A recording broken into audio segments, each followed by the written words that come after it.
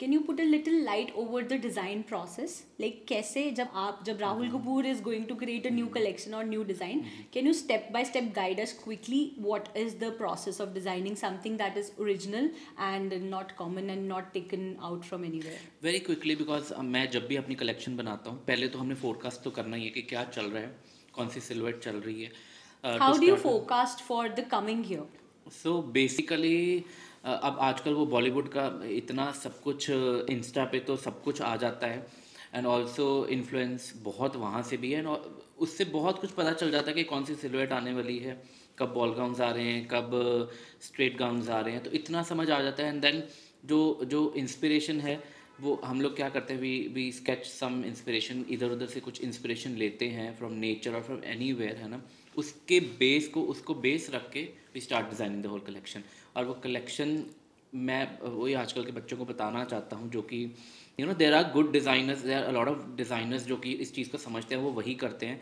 But ये मत करो कि इधर से ये उठाया उधर से ये उठाया. अगर आपकी कलेक्शन बढ़ रही है तो 10 आउटफिट्स में से किसी का भी कुछ भी मैच नहीं है. कलेक्शन बनाने का मतलब ही यही है कि आपकी इंस्पिरेशन एक है और उस इंस्पिरेशन से आपके 10 कपड़े निकले. There needs to be a whole rhythm in the entire collection. अगर आप जब मैंने फर्स्ट शो किया था, जब जिसकी हम लोग बात कर रहे थे, जब as a gen next designer I started, तो मेरी कलेक्शन 12 आउटफिट्स की जो थी सारी पिंक कलेक्शन थी, and the last finale gown was a grey gown. You also wore that grey gown. A lot of my brides wore that particular piece. It was stunning for that time. It was out of the world. Deepika Singh wore it for Zee Cine Awards. Okay. और जब उसने वो मेरे को call आया कि she wants to wear this for awards, तब तो हम लोग सिर्फ घर बैठे मूंगफली खाते हुए अवार्ड्स देखते ही थे, है ना, न्यू ईयर्स पे. और एकदम से कॉल आना कि हमें वो पर्टिकुलर आउटफिट चाहिए because she is getting an award और हमें यही आउटफिट चाहिए, तो वो एक खुशी ही बहुत अलग थी.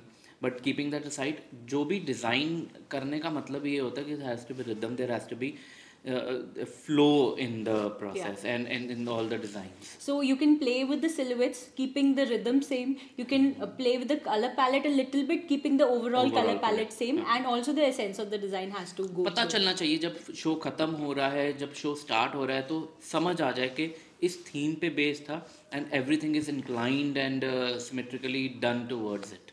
राइट. बहुत सारे लोग डिफरेंट होने के चक्कर में हर एक आउटफिट में कुछ और ही different, so that does not look like a collection. So this is again a very important message for all the people who are creating their collections for a runway fashion show. There needs to be, every outfit needs to sing the same song. That is the essence of a collection. So now we talked about how you design the whole process. So you said that you do the inspiration from nature or something. Do you also still create the mood boards, the theme boards, color boards? Do you go by that process or it just comes out of your mind now since you've been there in many years? हाँ, अब इतने सालों में mood boards हमने college में बहुत कर लिए. अब मूड बोर्ड्स का हाँ, there has to be something. हमें कलर पैलेट क्रिएट करने के लिए थोड़ा बहुत प्रिंट आउट्स निकालो. आपको एम्ब्रॉयडरीज़ के लिए अगर आपको मुगल एरा की एम्ब्रॉयडरीज निकालनी है तो आप इंस्पिरेशन वो निकालो. मैं बहुत विक्टोरियन फ्रेंच स्टाइल से इंस्पायर्ड होता हूँ, तो उनकी पिक्चर्स निकाल के a small mood board we create. Obviously अगर कलेक्शन बनानी है तो इंस्पिरेशन तो सामने होनी चाहिए, but not in a very structured manner, because अब इतना फास्ट फैशन आ चुका है, इतना क्विकली सब कुछ चेंज होता है. सो ये इतना दिमाग नहीं हम लगा सकते कि हम एक कलेक्शन को बनाने में पहले 6 महीने लगा दें, तब तक जब तक वो बन के आए तब तक वो फैशन ही गया. Fast fashion, because of Instagram everything is just quick. तो the collection has to be there for 2 months 3 months और उसके बाद we have to create something new. तो प्रोसेस बहुत स्मॉल होता जा रहा है, बट डिज़ाइन हमेशा नए चाहिए.